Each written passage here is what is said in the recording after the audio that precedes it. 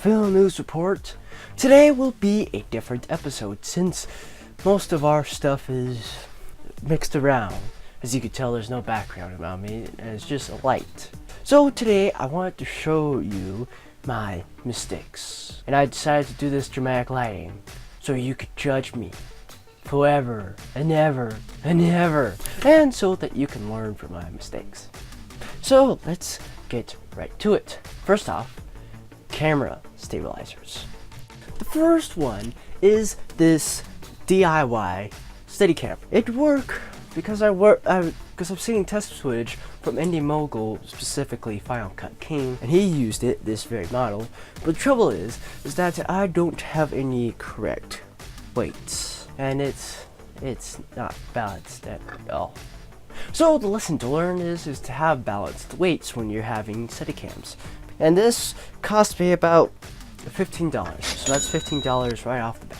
The second camera stabilizer is this slider. Now in design, it's just a screw with an old skateboard on it, and it would work, except for two things. The wheels do not rotate or spin much.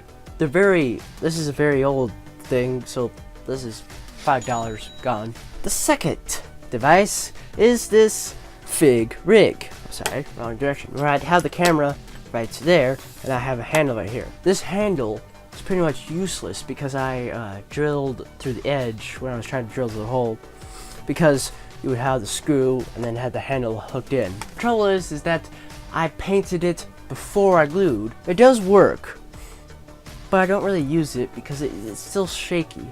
I mean, what's the use of a camera stabilizer if it doesn't stabilize the camera? As you can see there, this is my only working microphone, this lav mic. Speaking of which, that's the next segment, microphones. Here are those microphones. This first one is this handy dandy nice shotgun mic, Audiotechina, and it is the ATR6550. For the first 3 months, this thing worked like a charm. And then it decided to do this.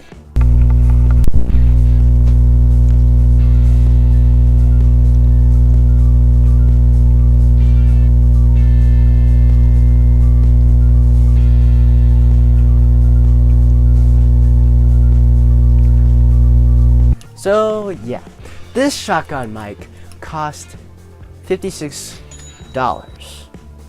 and I would have my limited warranty fix this all up, but it does not cover normal wear use. It's the Mike J. Lavier, and it's from the JK Global Trading LLC.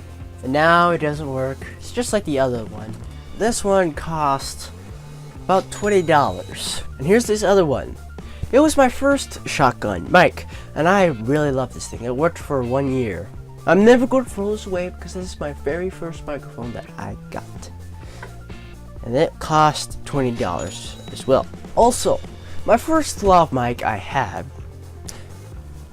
I used to use it, but the audio was so bad that the in-camera audio was used instead when it was really cheap. $10. Now on to light stands. So if you can see behind me, this is just a basic light stand. Most of my light stands are made of PVC, and the ones I was going to make was the Riot's design. There was the Film Riot's design. The only miscalculation is that when he's putting the pipe through it, for me it doesn't go through. I'll show you. Here is the 1/2 inch they said to use, and here's the 3/4. Now, as you can tell, when I tried to put this thing through, I don't know if we use different PVC pipes, but this thing does not go through. So, at the store, I thought I'd improvise. I bought the 3/4 inch anyways. That's one of them. And so, I would use 3/4 inch for the base, and then I would have this to have the 1 inch, the 1/2 inch to go through. The trouble is, it would stop like right here, and here'd be this 1/4 inch up there, and so it kind of rendered it useless. So what I did was that I took some couplers, and I would chop up the 3/4 inch, and so I would just extend it. And so I would have the film my its base, and use the extendables like this, which I found out from Frugal Filmmaker. But the trouble with that is that you don't use all the piping.